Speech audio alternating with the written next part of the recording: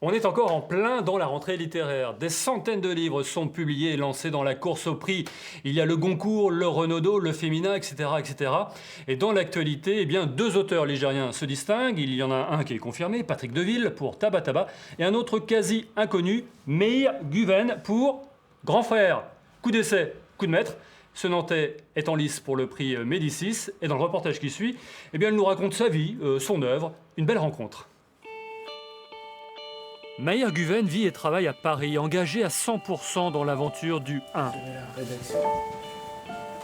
Par ses choix, cet hebdo d'information lancé en 2014 se démarque dans le paysage en crise de la presse papier. Une petite équipe de 15 personnes où il a à la fois un pied dans le management et l'autre dans l'éditorial. Donc du coup, forcément, quand on veut écrire des livres, c'est plus facile d'être quand vous êtes dans un journal comme le 1.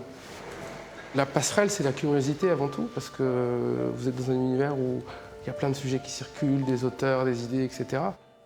Son passage à l'écriture se traduit par la parution de son premier roman. Grand Frère est aussitôt repéré par les milieux littéraires de la capitale. J'avais envie de traiter d'un sujet très chaud, en tout cas qui concerne tout le monde. Et donc du coup, une des actualités françaises les plus brûlantes, c'est cette jeunesse qui part en Syrie. Et puis d'un autre côté, il y a toute cette autre jeunesse qui ne trouve de voie professionnelle que par l'ubérisation, en tout cas des métiers précaires. Donc ça me permettait de traiter de la jeunesse avec deux visions différentes. Tel un journaliste, il a enquêté dans différents milieux sociaux en reprenant leurs éléments de langage. Le style est direct, nerveux, mélange de bon français et de langage des cités. La fiction est incarnée par une fratrie déchirée et ce petit frère qui décide de partir en Syrie. Petit à petit, voyant le conflit monter, il se dit qu'il sera utile là-bas, donc il part. Et donc au moment où il part, il ne pense pas qu'il va rentrer, il s'en contrefiche. Il se dit, bon bah là-bas, je vais mener mon existence, je vais devenir moi, je vais devenir plus qu'un simple infirmier. Et après, et ça c'est au lecteur de le découvrir, il se passe tout un tas de choses qui font que petit à petit il bascule, et un jour il rentre. Ouvert sur le monde, Meir Guven l'est tout autant sur sa vie personnelle. Il nous emmène dans le quartier sud de Nantes où il a grandi, lui le fils de réfugiés politiques turcs.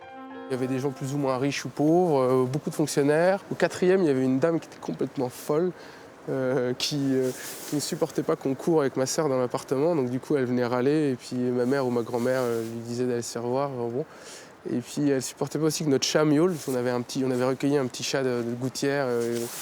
J'avais trouvé une réponse comme ça magique. Je lui ai dit, vous savez, madame, qu'il n'arrive pas à s'intégrer, c'est un chat turc. Ça ravive beaucoup de souvenirs. On découvrait la nature, on chassait des animaux, on trouvait des hérissons, machin. Enfin, beaucoup d'enfants ont fait ça, mais ici, c'était en collectivité. Et moi, c'est ici que j'ai appris à être nantais, quoi. S'ensuit une scolarité cadrée, un bac économie, qui va l'orienter plus tard vers le monde de l'entreprise. Au lycée, on nous forçait à lire tel bouquin, j'avais pas envie. Je sais plus, à un moment, on nous devait dire l'éducation sentimentale, j'avais même pas couché avec une fille, donc je pouvais pas comprendre, etc. Donc du coup, j'ai commencé par lire Bernard Werber, c'était mon premier bouquin, et les profs disaient Werber, qu'est-ce que c'est que ça, etc. Bon, Werber, ça vous donne envie de lire. Donc ensuite, vous passez à Amin Mahalouf, et puis etc. Vous passez à Balzac, Zola, puis vous éduquez. Donc, par contre, ici, ce que ça m'a appris la vie. Les filles, les bagarres, les garçons, les histoires.